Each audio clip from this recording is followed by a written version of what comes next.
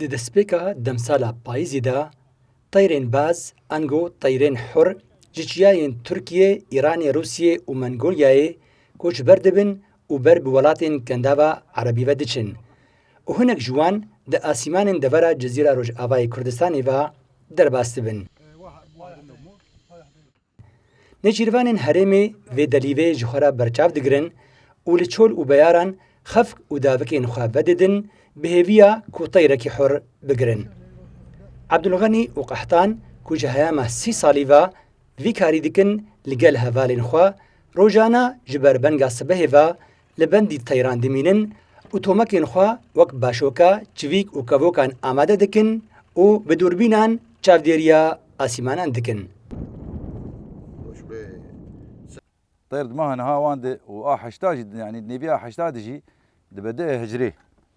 أب طيران الهجريتين أمجي الهيفياين لوي هجري أم سعدادي خوجير دبينن وخطالة قباب كنصيب أم بيبينن يعني أم يدقرن يعني كيم دفلتن يعني هك قطق به هك كفوق به هك باشوكا بن طعم أم دديني إلا أم يبقرن يعني قال لك جارم طيران نابين أم نزال شهي تشتري نزال أم فينا بردن دفري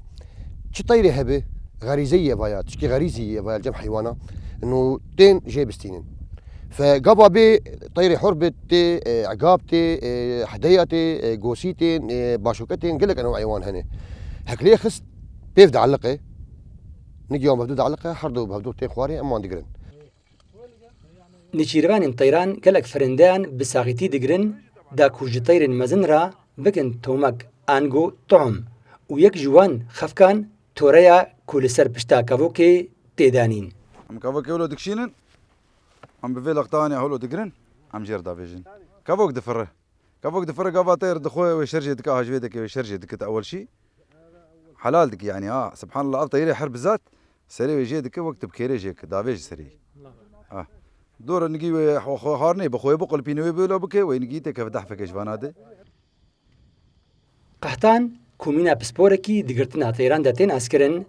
dibêje ku girtin û nêçîra teyran bi navê karê şah û mîran tên askirin. Loma kesên vî karî dikin divabin xwedî ezmûn û behre bin. او يا قد كم قريدن داتين بيشاخوا شروتكن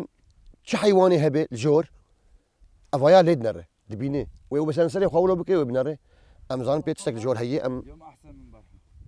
دوربينا وقت تسمى ناس كنت تشكي باشي يا تشكي باشي قبا باش بيجي ام نقل دفرينين ام قد كات فرينين ام كفوكات فرين احتمال داكبه ام يبقرن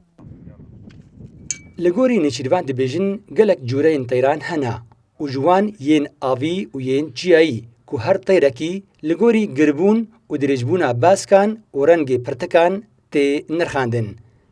Piraniya teyran jî tên veguhestin welatên Kendava Erebî û li wê deverê têne firotin û nirxê hin cureyan digihêje nêzî $200,000.